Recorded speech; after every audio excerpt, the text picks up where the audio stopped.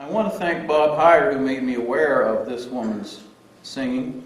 And I went on YouTube when he told me about her, and I listened to her song, One Day More, which is on the Smithsonian Folkways recording classic labor songs. And I said, yeah, we're going to invite her to Wheeling. So her name is Elaine Purkey. She's from Harts Creek, West Virginia. She's been involved in the Pits and Coal Strike and the Ravenswood Lockout. She'll tell you all about that. And she is a great singer. She objects to the word legendary, but she is a powerful. I think we established that powerful is the word. So, Elaine Purkey.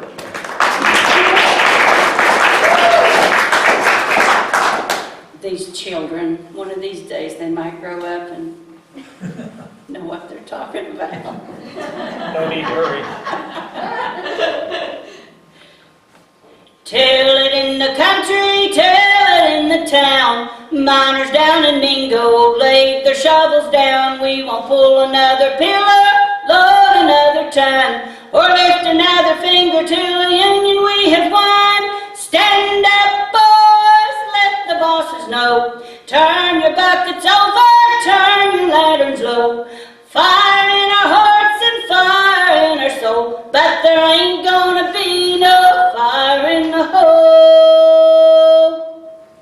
My daddy died a miner, Grandpa he did too. I'll bet this coal will kill me before my working days are through. In a hole it's dark and dirty, and early grave confined. I plan to make a union for the ones I leave behind. Stand up, boys, let the bosses know.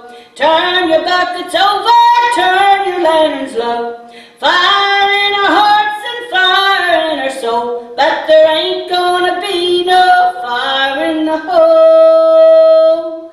No, there ain't gonna be no fire in the hole.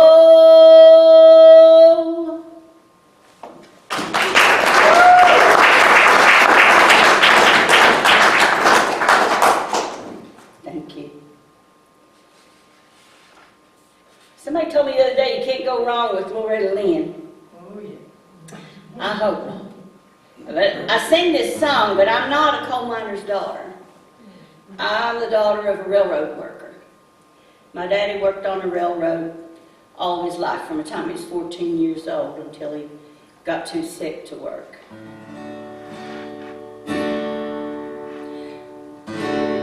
Well, I was born a coal miner's daughter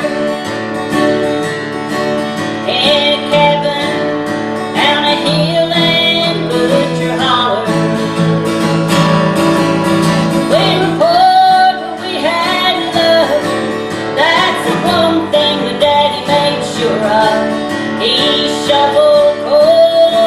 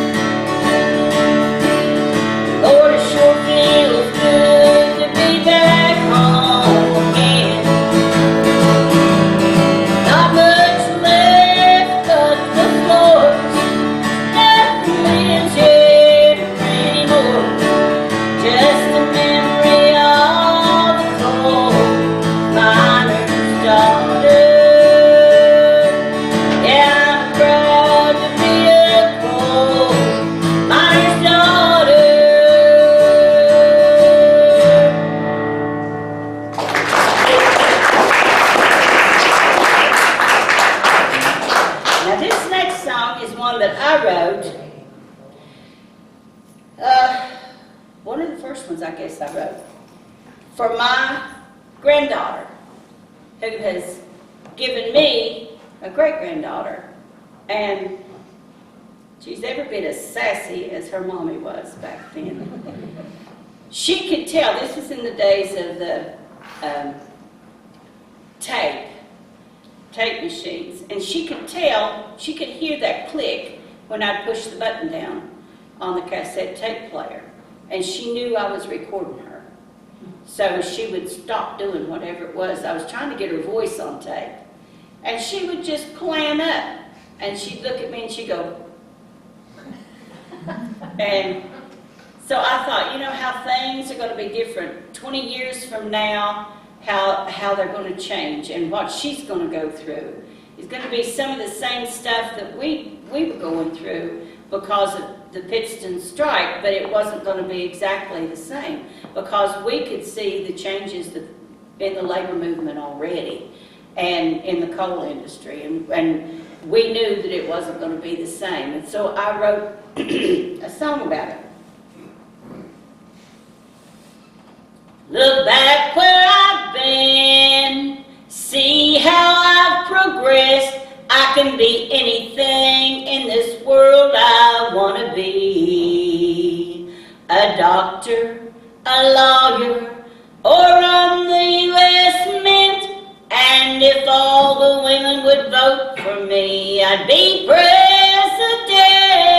Just look at me now, I've come a long way. I'm not that helpless female of your granddad's day. I fought and I survived.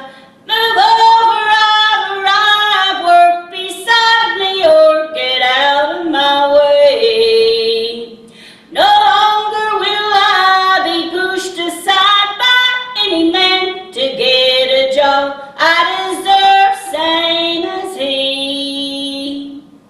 If he can't agree, then I guess that he will have to deal with little old me. I'm a woman, God made me to live here with you. No more and no less, humans one and two. God made you, no more and no less, people, me and you, just people, me and you.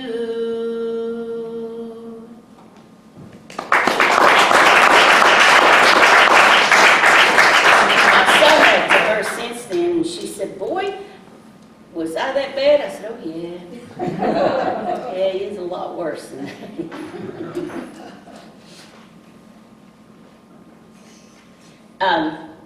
I decided to do several Hazel songs tonight because I know there was tribute to her earlier in the week, and I was so fortunate to get to know her before she passed away. We used to talk on the telephone for hours. When I'd call her or she'd call me, she'd set a time restricting when I called her. She said, you can't call me before 11 o'clock in the morning. And if you're going to call me around that time, you wait until 11:30. I said, okay, would you tell me why? And she said, because I take my medicine between 11 and 11:30. And if I'm on the phone to you, I'm not going to take it. And she said, I have to take that medicine. So I would call around, I'd usually wait till 11:45 and call, and we'd be on there to 2:30 in the afternoon. She said, well, you better get off of here because the school bus is going to be running pretty soon. I said, yeah, and what do you got to do? She said, I think I'm going to try to write something.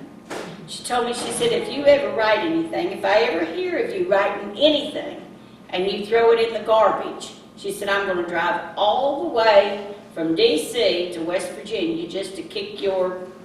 And I said, you will? And she said, yes, I will. And I said, well, it'll be one way getting you down here, won't it? But she said the best songs that she'd ever written were something that she had written a few lines to, put them in a drawer, and pulled them out 2 or 3 years later, and wrote and finished writing. So, just a few old memories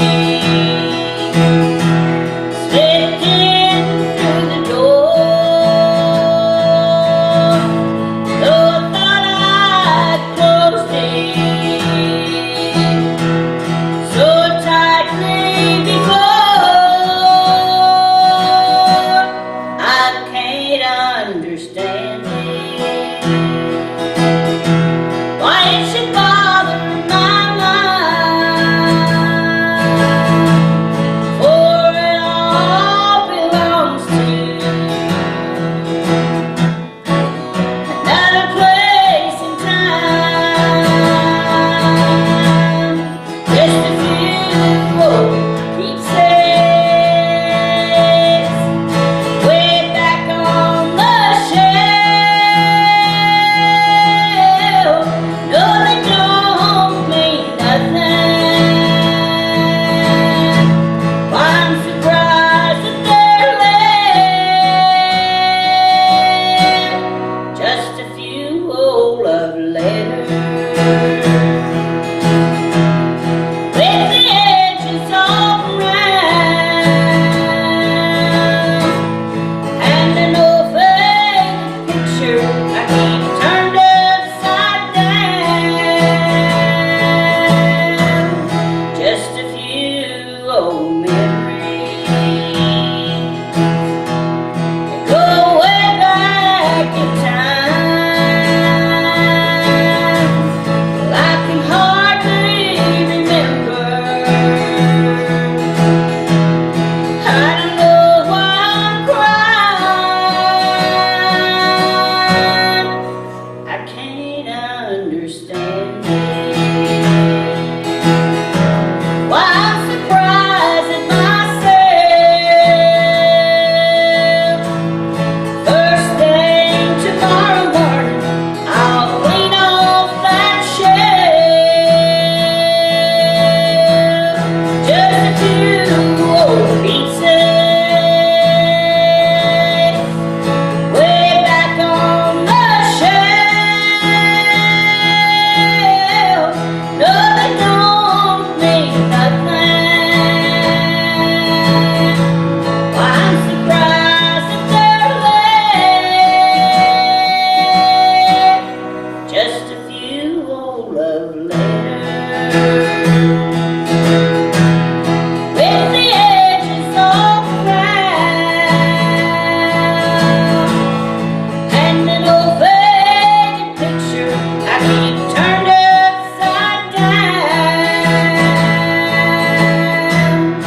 and an old faded picture I keep turned upside down.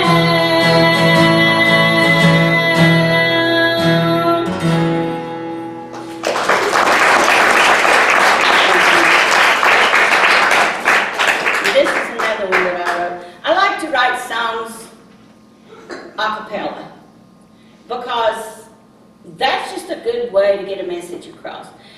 People don't have to listen to the guitar, and when you sing them, you don't have to worry about hitting the right chord or the right string or whatever. And which is why I like to have a guitar player along with me. And but this one I wrote. I'd gotten a call from the people that were having Ronnie Gilbert to come and do a show in Charleston. She said she had been down to Camp Solidarity in Virginia, and I never got to go there. I never did get to go to the camp, but we had one in Logan, and I went up there. And but she'd been down there, and they always played music. They had music all the time, just about it, and in one tent or another. And she said they were talking about me. Well, she called these people in Charleston and said, I don't know who this woman is, but you got to get her to do my show. Well, I'd never sung any union songs. I didn't even know what a union song was. And Bethel was one of the Pittston coal miners, And he's a leader. He's a natural born leader. And so he jumped to the top of the list for people to get in touch with when you were coming to Logan to talk about Pittston. And so I learned pretty quick about union and what it meant. And he learned it from his dad, and I learned it from him. And I'm going to tell you, you can't have any better teachers to teach you about union, because they are union 300%. And we are a little bit upset with the union right now, but still, it's best to have a union than no union at all. And you can work on what's wrong with it. But they got me. I agreed to go over there and sing. I didn't know any union songs. And I was going to do Union Maid, and that thing will cause you to hyperventilate if you don't watch out. That has got so many words to it. But that's all I knew. It's the only one I knew. At the time, I didn't know I knew anymore. But there's a lot of them, like John Henry and Muleskinner Blues. A lot of them that were out that I was singing, you know, around anyway, that are union songs. I mean, they're worker struggle songs. And so I was listening to the news one night, and they was talking about the boat people and which ones they were going to send back and why. And I said, that is just corrupt from the word go. And then I started thinking, in this country there should not be anybody that needs anything to that's just a basic sustainable item like food and clothing and a place to live. There's just so much in this country, and it's just greed and selfishness that keeps those people from getting what they need. So I wrote a song called America Our Union. It just came to mind, and I sat on the edge of the bed and wrote it that night while I was listening to the news.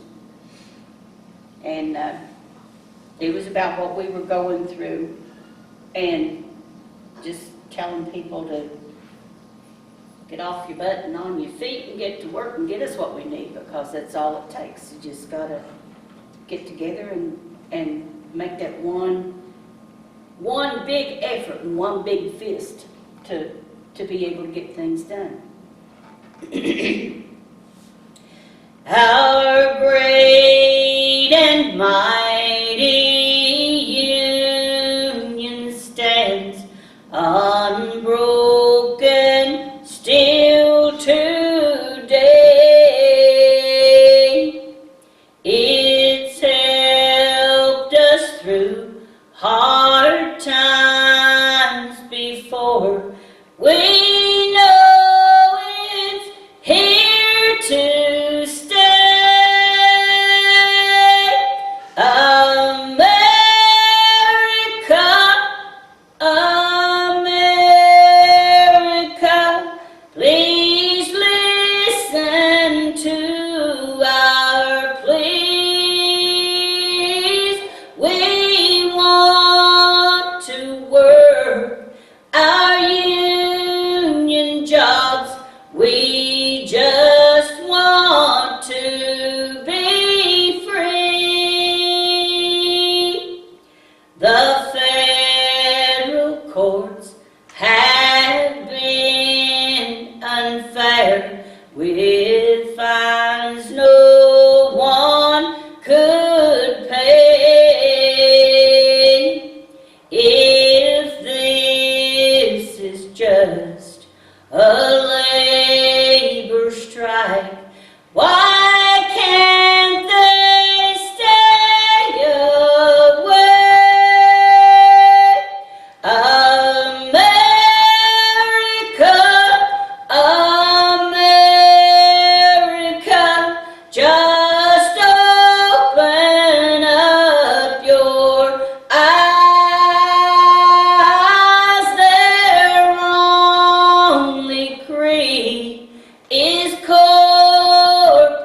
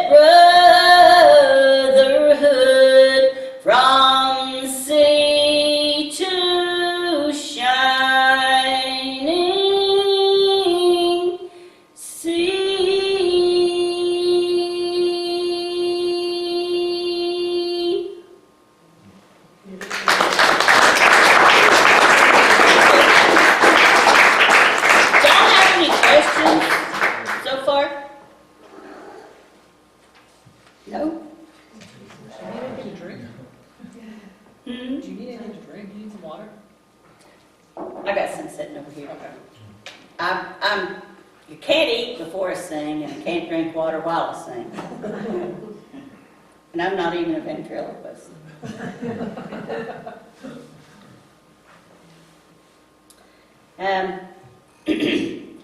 This is my husband sitting over here, Bethel Purkey, a union miner, always a union miner.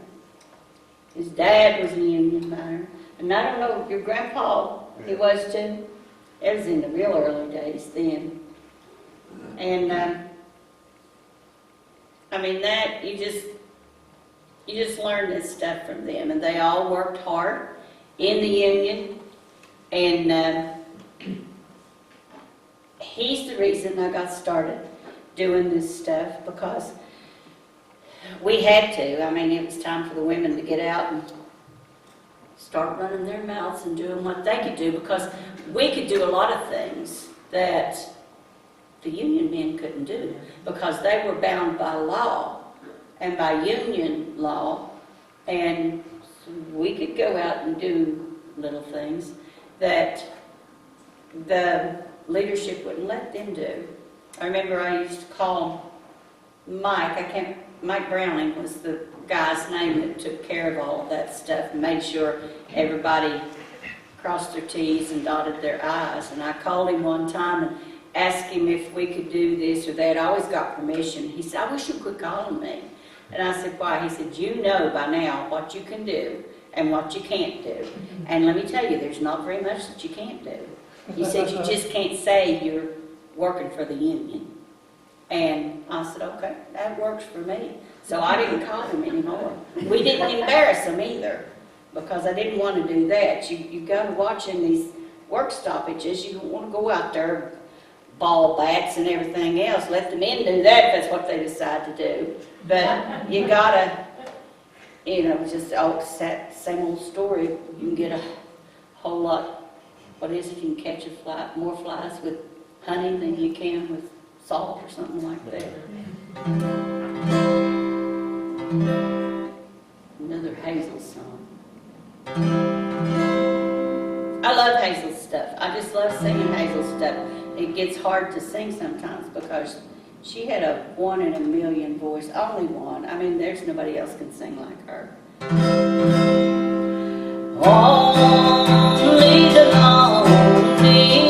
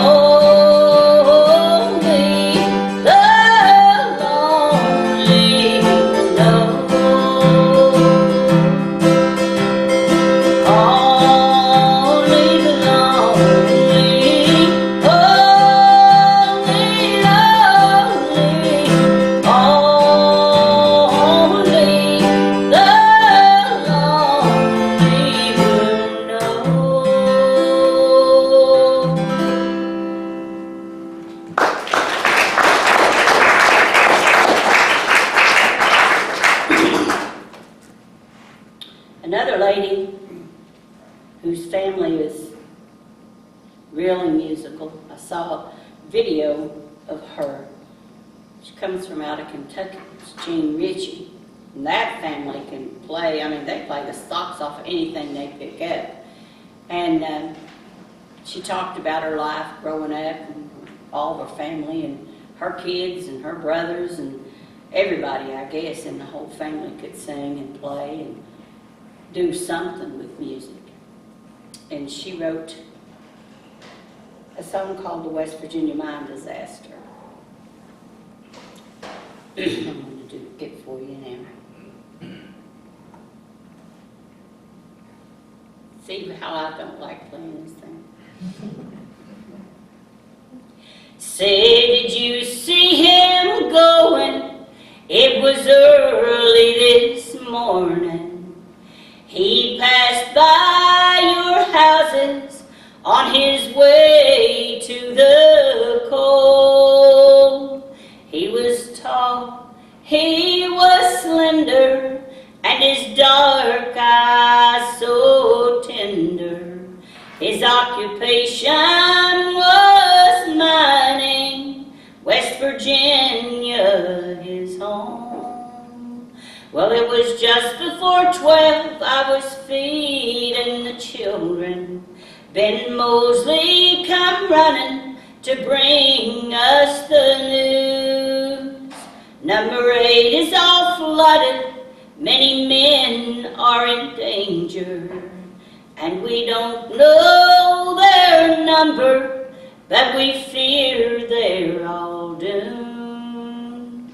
So I picked up the baby, and I left all the others to comfort each other and pray for our own.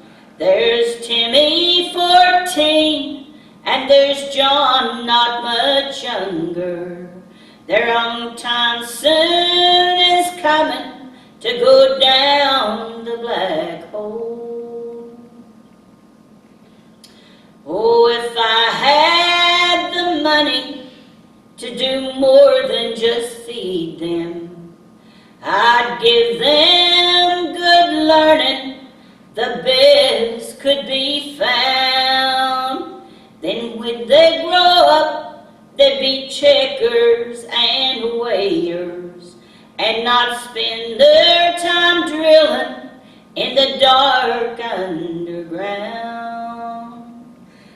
Now what can I say to his poor little children? Or what can I tell his old mother at home? Or what can I say to my heart that's clear broken? To my heart that's clear broken, if my darling is gone. Say, did you see him going? It was early this morning. He passed by your houses on his way to the coal. He was tall, he was slender, and his young eyes so tender. His occupation was mining, West Virginia his home.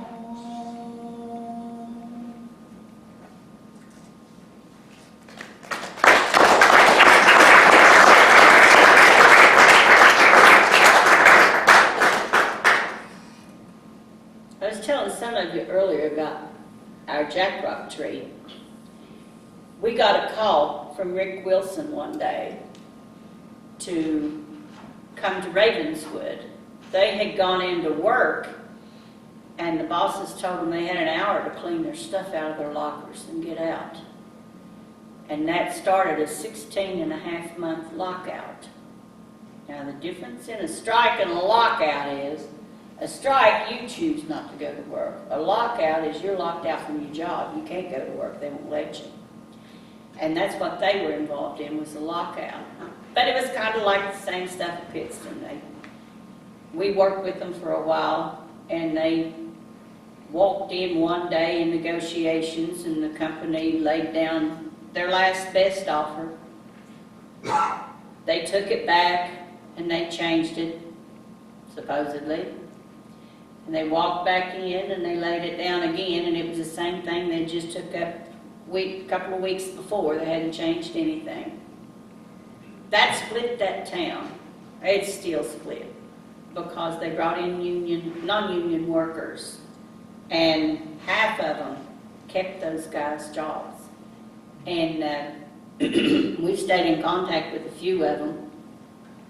Most of them are way past retirement age now. So, and it's changed hands so many times. They've just been fighting to keep it open. But Rick wanted Bethel to come up. They weren't having any luck at all with flattening the tires on the trucks like we did in Pittston. And, or allegedly did in Pittston. And so Bethel went up there to help him out. And he told him, he said, a load of steel weighs more than a load of coal. Those steel trucks probably that carry that stuff out of there probably weigh more than a load of coal. You're going to have to get a bigger, thicker, fatter nail. And so they did. They started using the 20 pennies, right? You know what it was? And how many of you have seen a jack rock? Do you know what they are? Oh, some of you don't? Okay. You take a nail and you cut the head off of it at an angle to make a point. Then you put it on a machine and you bend it like this. And when you do two of them that way, and then you weld them together in the middle, so you've got this little thing like that that's got 4 points. And no matter how you pitch it, it'll land with 1 point up. Of course, now Bethel and them they were very inventive. They had a lot of different ways of making sharp things. But the jack rocks are what they used more than anything else. And so they started making those. And it was really funny too, because the women would get involved. At first they would just create a diversion so the men could throw those things under the cops' cars. But then the women started doing it on their own. And they got banned from in front of the gates there where the cops parked at. But they'd go to jail, they didn't care. And they'd just bail them out and get them back home.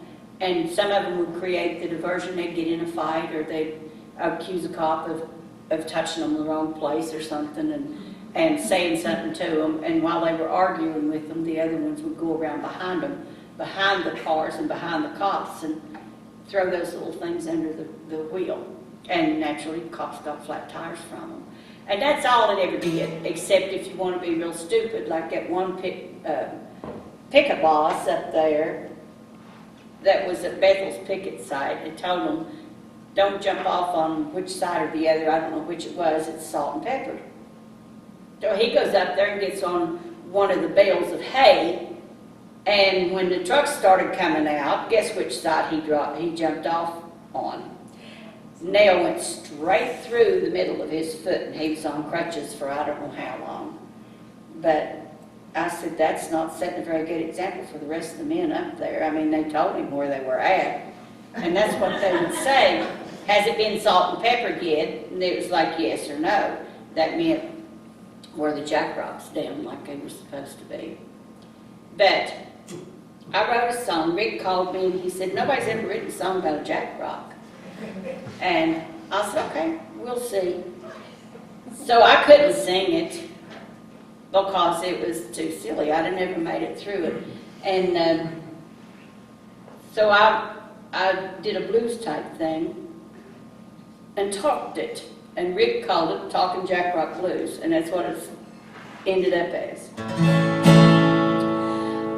yeah, there was a commercial on television about that time from the Keebler people that those little elves were making their cookies, little elves that lived in trees.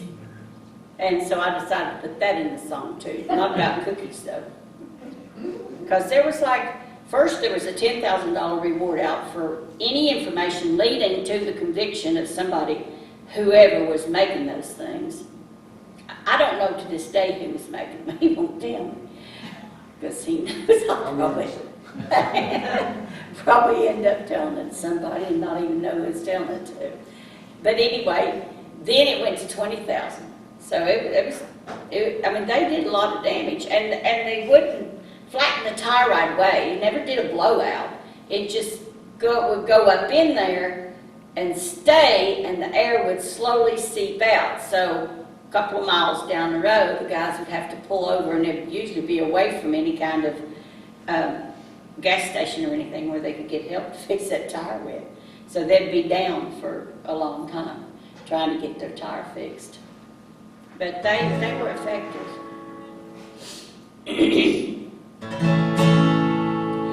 Well, there's a little toy using stripes, you see. It's made with little elves in a hollow tree. They ain't very big or expensive to make, but if you're a scab, you've made a big mistake. Well, this little toy, he's a sharp little guy. Cross him up, well, he'll make you jump high. He ain't very pretty, don't need to be smart, 'cause he can cripple a coal truck before it even starts. Well, he's made from 2 nails put together at night. He's a union weapon when he's handled just right. He'll help you, he'll hurt you, made from good stock. This little homemade weapon, a little toy called a jack-rock. You can plant him in the ground, he won't grow. Just who thought him up? Well, I don't even know.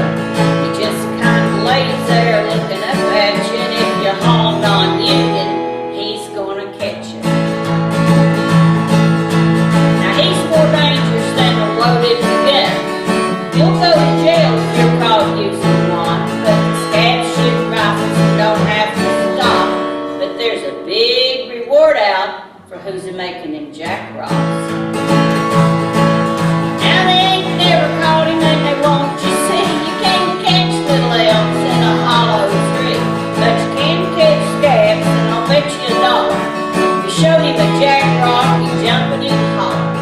Woe is me, oh woe is me, I hate little elves in a hollow tree.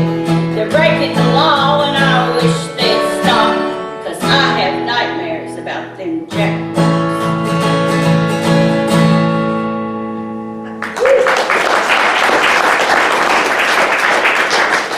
Y'all want to sing?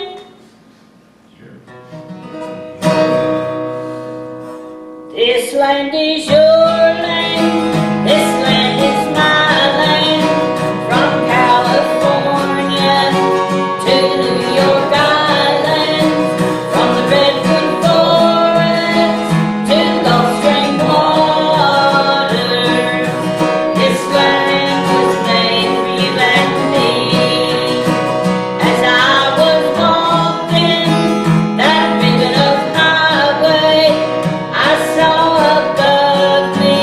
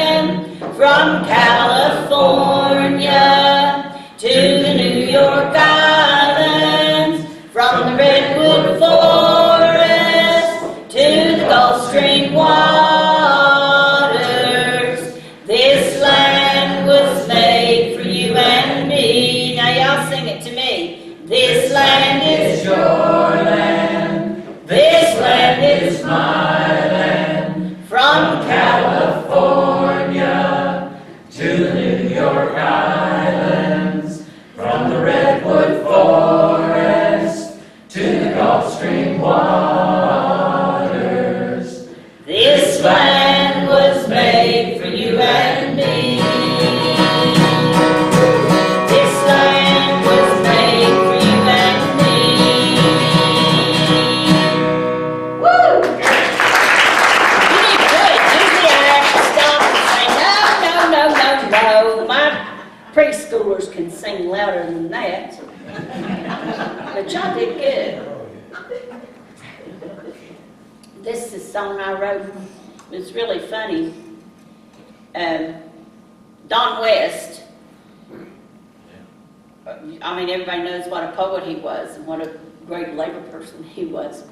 And we used to go up to the labor school and all the time. And he was sick then, but they'd bring him in. And I'd go up there because I was working for the West Virginia Organizing Project at the time and doing the union stuff too. And he'd heard about me, and naturally I'd heard about him. So David brought us in, both of us at the same time. And he was going to do some of his poetry, and I was going to sing some of my songs. And I'd sung this song up there that night, and he told me, he said, I like that song. I said, you do? He said, yeah, I like it real well. He said, I'll tell you something.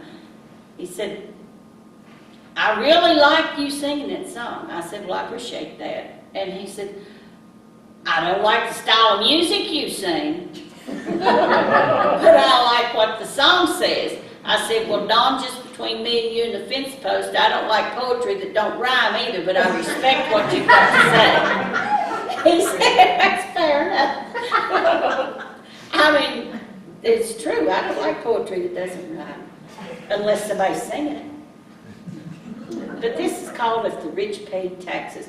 And I'm talking about filthy, filthy rich. You know, we know they don't pay taxes. And, I mean, if you've got money and you're comfortable, that's not rich. You're just comfortable. This is filthy rich. If the rich paid taxes, there would be no poor. If the rich paid taxes, they'd know what money's for. It's not for furs and diamonds or a big, big fancy car. It's not to pay our government to let them have a war. Oh, where is the justice in this great big land of ours? It's in the hands of the chosen few, the schemers and the liars. If they made the rich pay taxes, there'd be no national debt. The poor could live and work and eat, there'd be no rich opulence. If the rich paid taxes on everything they own, they'd have to go to the bank somewhere and try to get a loan, or maybe ask their congressman to write them out a check. They could start all over again when it came back marked in a Sept. But the rich don't pay no taxes on anything they own. They just go to the government each time they need a loan. And the government says, yeah, I know him, he is a big businessman. Just give him everything he needs to move jobs to a foreign land. Oh, where is the justice in this great big land of ours? It's in the hands of the chosen few, the schemers and the liars. If they made the rich pay taxes, there'd be no national debt. The poor could live and work and eat, 'cause there'd be no rich outlet. Yeah, the poor could live and work and eat, 'cause there'd be no rich outlet.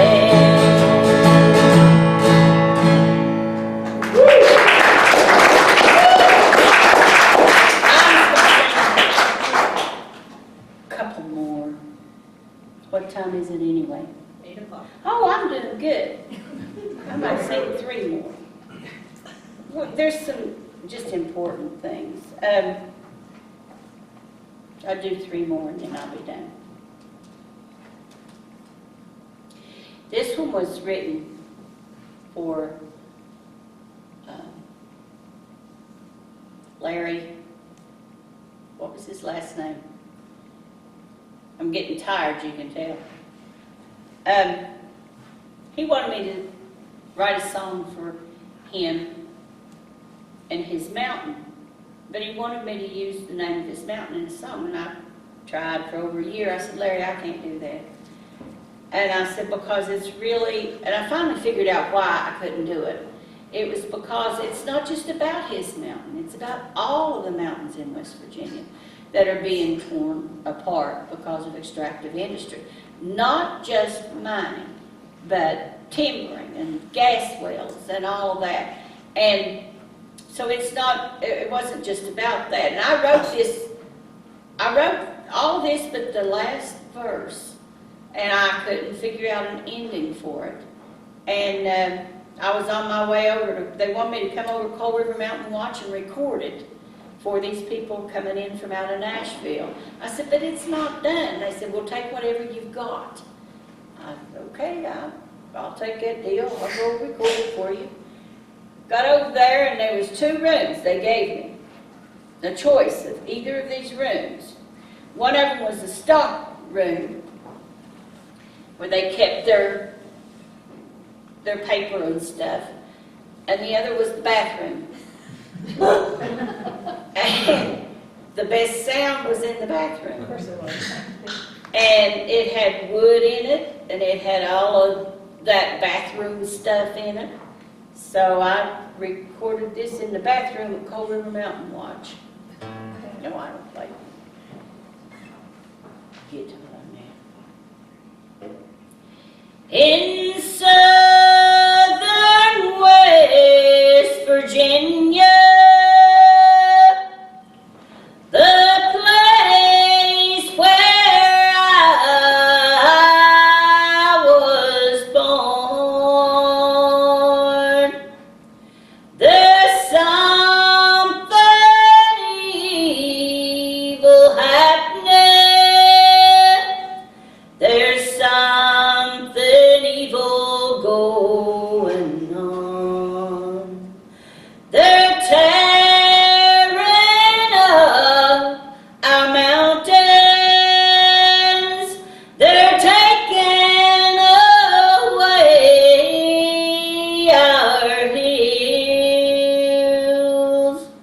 They're taking all our homeland and making valley fields.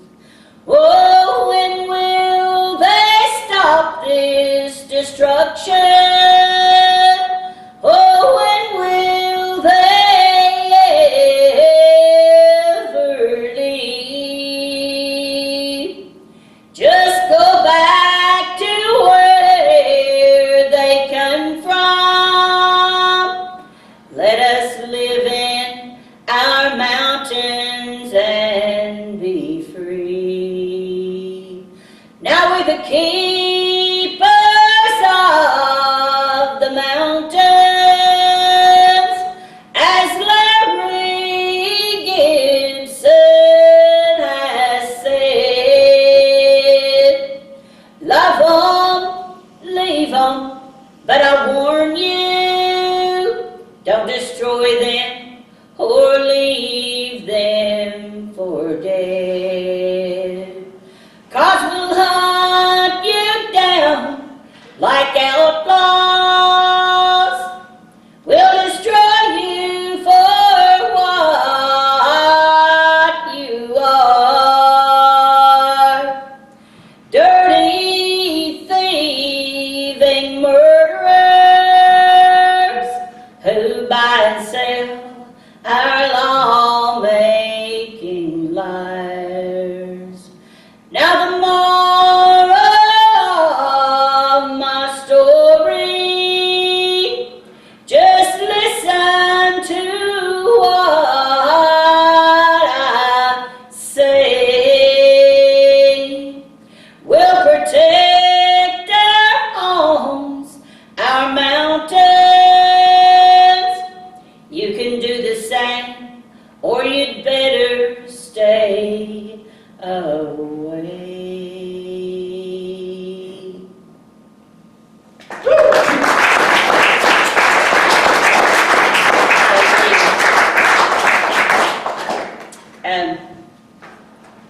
I go to the non-instrumental Church of Christ.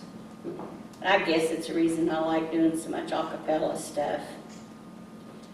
And always on the picket lines, it's asked for. I mean, Amazing Grace and How Great Thou Art, two of the most popular songs on the picket line because everybody's familiar with them and it just gives them comfort.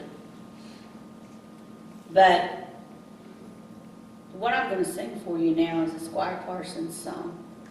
I heard him sing it one time on TV and I said, I just got to learn to sing that song. It just means so much. I don't do the second verse, I just do one verse. It's called Sweet Beulah Land. Beulah Land, I'm longing for thee, and someday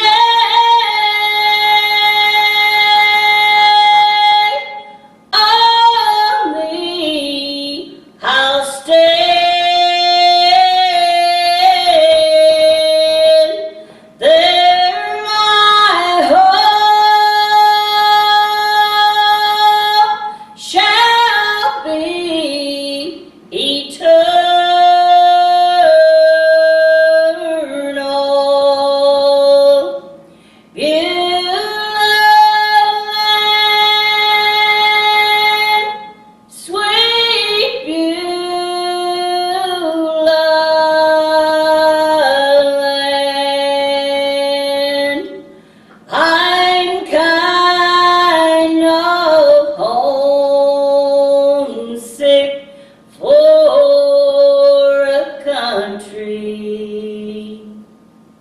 To which I've never been before. No sad farewells will ever enter, and time won't matter anymore. Beulah Land, I'm longing for thee, and someday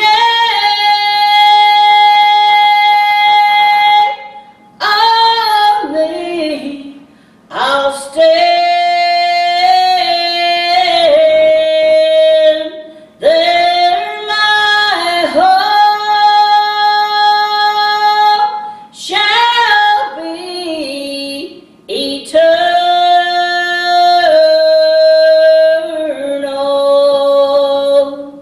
Beulah Land, sweet Beulah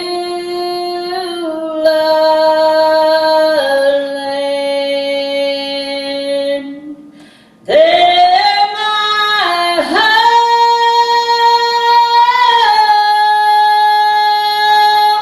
shall be eternal.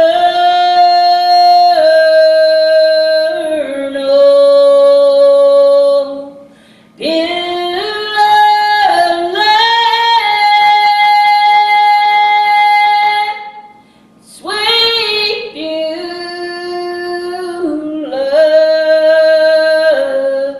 Land.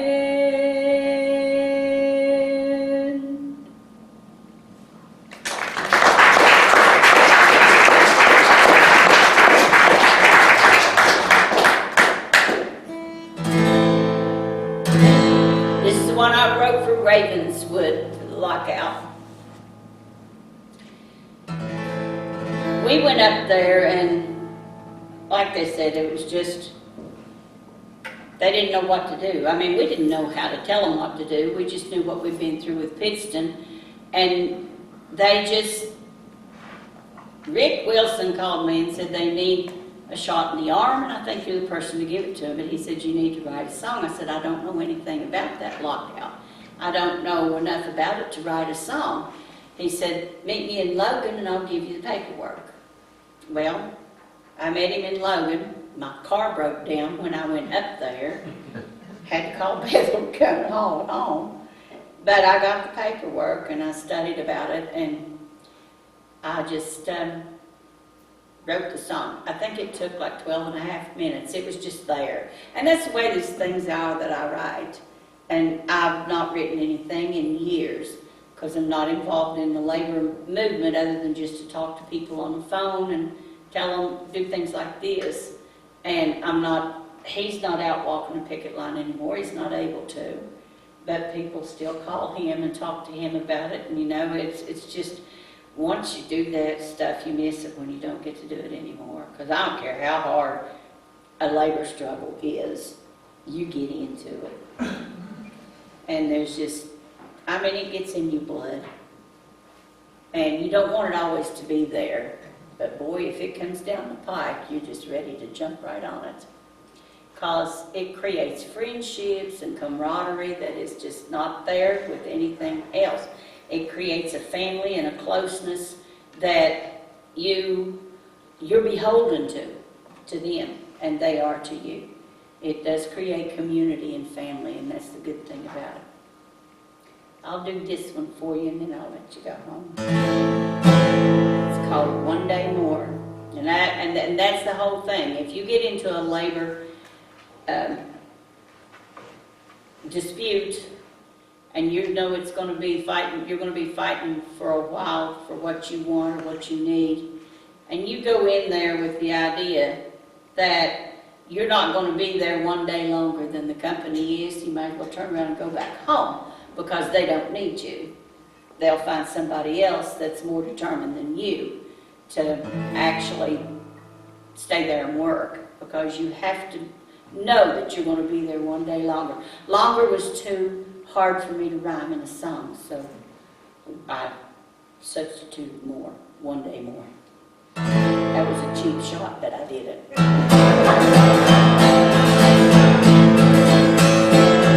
One day more, one day more. People, let me tell you what we're fighting for. We're fighting for our freedom, don't you understand? We don't need your pity, we just need your helping hand. Fight one day more, one day more. If the company holds out 20 years, we can hold out one day more. One day more, one day more. If the company holds out 20 years, we'll hold out one day more. We've got to change the way things are, make people understand. Our working class is being denied their rights in a free land. Our government lets criminals run free to steal again. And it takes the jobs of honest working women and men. Fight one day more, one day more. If the company holds out 20 years, we'll hold out one day more. One day more, one day more. If the company holds out 20 years, we'll hold out one day more. One day more, one day more. People, let me tell you what we're fighting for. We're fighting for your future, don't you understand? You won't need our pity, you just need our helping hand. Fight one day more, one day more. If the company holds out 20 years, we'll hold out one day more. One day more, one day more. If the company holds out 20 years, we'll hold out one day more. Now let me ask you something. Y'all remember that chorus? Don't you remember enough of it to sing it? Yeah, Wanna try? yeah. One day more, one day more. People, let me tell you what we're fighting for. We're fighting for our future. Don't you understand? We don't need your pity, we just need your helping hand. Fight one day more, one day more. If the company holds out 20 years, we'll hold out one day more. One day more, one day more. If the company holds out 20 years, we'll hold out one day more. Let's do it again. One day more, one day more. If the company holds out 20 years, we'll hold out one day more. One day more, one day more. If the company can hold out 20 years, we'll hold out one day more. Woo! Thank you all for having us. Been very blessed.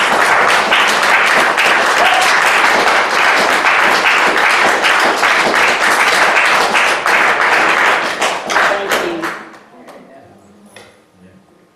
And Elaine has CDs for sale up here. Oh yeah, I forgot about that. And we still have some snacks and drinks. Anyone have questions? Y'all have any questions now? Other than how I managed to put one foot in front of the other every day?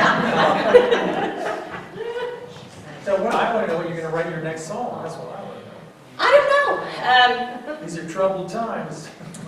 I know. I'm going to tell you something. You all wouldn't want to hear one I'd write about Trump right now. I bet we would. I bet we would. My husband's a Church of Christ preacher, and we have a really hard time watching the news, I'm telling you. No, I don't know. I'm just, the last 18 months, our life's been so full with those kids because the baby was born on March the 2nd. We got them on March the 7th, and he got out of the hospital on the 21st.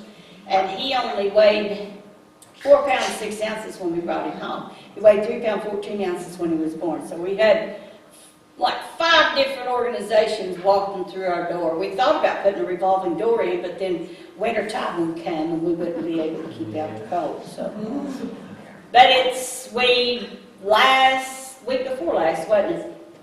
We got guardianship and custody of both of them until they're 18. So. If their parents get their act together and get straightened out and get them a home and both of them get jobs, and they're not together anymore, but they've got to make a good living for those kids. That's the only way they can get them back from us. So hopefully we'll get to keep them. As long as they're safe, that's all I'm worried about. And so I watch it on TV, but like I said, I'm not involved in it. Plus I work. I didn't work for this past 18 months, but I started back in June, and I'm supposed to, in September, start back again. That's where they got the idea that I was from Big Ugly, because I work over there at it's the old Big Ugly grade school that's a community center now, and Step by Step has it, Michael Tierney.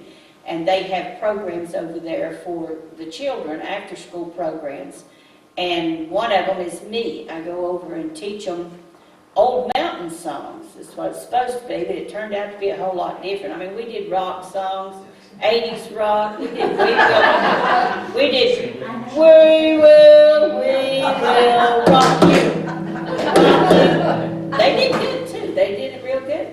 We've done a lot of different stuff. I let them guide me, but you get kids in there that don't even talk. They won't even talk to you. And then by Christmas time, it's the first semester of school, first half of school, they come to you and say, Miss Elaine, I don't think we ought to sing that way. I think we ought to do it like this. So, I mean, it's really rewarding and pays well. So I guess I'll do it again this year. Michael says I'm teaching a whole new generation of kids how to sing like Patsy Cline. I said, well, if they're ever going to get their voices heard, they better be singing out. Because people, Bethel can attribute to this, will stand, they can be walking out of a building and somebody get up behind a microphone and start singing and they'll stop and turn around and listen. They'll listen to that message in a song when they won't listen to it in a speech. And it's not the speech giver's problem. It's not that they don't give good speeches or anything. I've never seen Bethel get behind the podium to give a speech, to deliver a speech that he used notes. It came from his heart. And that's what it takes. But they'd rather listen to it put to music. That's just the way it is. It's international. And I'm just glad God gave me the parents that he did, because that's where all my stuff comes from. It's from my mom's family and my dad. My dad's family's not very musical, but he was. He had a 3rd grade education, and he just hand him something, and he'll be playing it in 20 minutes' time. And horn, this boy needed to play taps for the Boy Scouts. And Daddy had never played a horn before, but he said, all you got to know is if it's operated by wind or string. I said, well, it's a wind instrument, Daddy. He said, but Sissy, I don't know that tune. I said, yes, you do. You used to play it when the boys went to sleep, when you worked at that Boys Town place. I said, when the night, to let them know it was time for lights out, I said, that's the song you play. I don't remember that. He said, you can hum it for me. And I hummed it for him. 20 minutes later, he went and got that boy that brought that down there to him and taught him how to play it on that horn. I said, I can't imagine, being that talented. If I don't have a tuner, I can't tune my guitar. I know when it's out of tune, but I don't know how to put it back in without a tuner, because my pitch is not that good. But, it's hard. It's hard to sit down, for me now, to sit down and write a song. And I don't know if it's because I'm not involved in the movement anymore on a daily basis like we were during Pittston, Ravenswood, and teacher strike, and the air controller strike. I don't know. But a while ago, I got messed up on the words and the timing and everything on that one song, because I was thinking about something that had happened. And my mind wanders. I don't have a whole lot of control over that. But I don't know. I have no idea when my next song will be written, or if I'll ever write again. I like the ones that are out now, not necessarily mine, but the ones that, especially the ones that Joe Hill in that era that people wrote. They really had hard times back then. The labor movement is having a hard time now, but not nearly like they did at the beginning of this stuff. And Aunt Molly Jackson, the stuff that she did, the stuff that she wrote, and people ask me, because I do so much gospel, they want to know why I don't write a gospel song. I said, why? Everything that you could say about the Bible or about Jesus or about God has already been put into a song. And when you go to looking at songs like How Great Thou Art and the one I just sang, and Amazing Grace, how can you get better than that? How can you tell somebody something different that they can learn after you've sung those songs? Now, I just don't even try. So, I'll keep on singing. As long as I can.